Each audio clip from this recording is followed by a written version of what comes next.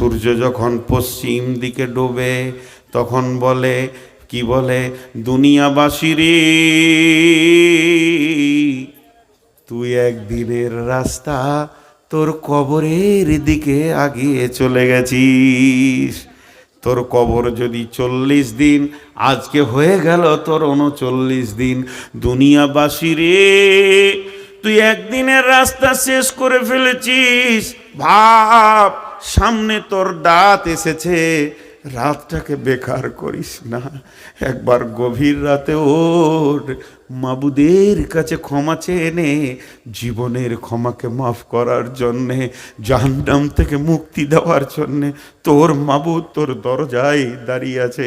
যখন সূর্য আবার পূর্ব দিকে উঠে হাসি মুখে বলে, পৃথিবীবাসী রে, আবার একটা দিন তুমি সুযোগ পেয়ে গেলে, তওবা করে লাও, সালাত পড়ে লাও, জীবনের মোড়টাকে একবার ঘুরিয়ে লাও, 90 ডিগ্রি অ্যাঙ্গেলে ঘুরিয়ে তুমি আল্লাহর পথে চলে এসো। প্রতিদিন হুঁশিয়ারি দেয়, তার কারণ হচ্ছে আমরা কেউ দাঁড়িয়ে নাই, চলমান মুসাফির। আমি ঘুমাবো, আপনি ঘুমাবেন, এটা ঠিক আছে, কিন্তু আল্লাহর সময় ঘুমাই না, বয়ে চলে যায়। নবীজি বলছেন, ফারাগাকা কাবলা সুগলিকা, সময় যেন প্রতি সেকেন্ডে তোর কাছ থেকে হাত ছাড়া হয়ে যেছে।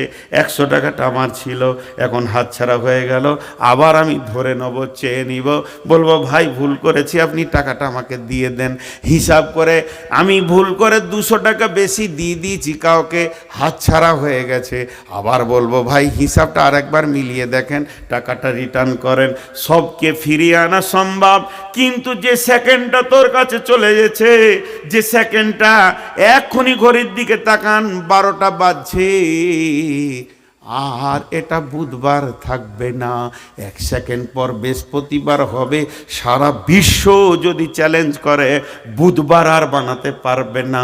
আজকে 20 তারিখটা এখনই 21 তারিখে পরিণত হবে মাত্র 2 সেকেন্ড পরে। পৃথিবীর কেউ এটা আর 20 তারিখ এনে দিতে পারবে না। তার মানে হচ্ছে আমরা রেস্ট নিই, ঠিক আছে, কিন্তু আমাদের চলা বন্ধ নাই। আমরা সেই কবরের দিকে রাস্তা বইয়ে ওই জাহান্নামকে অতিক্রম করে জান্নাতে যেতে হবে। ওই রাস্তাতেই আমরা চলমান আছি। হুঁশিয়ার হয়ে যাও, আর বেশি দূরে নাই। মা বোন, আমার উপস্থাপনা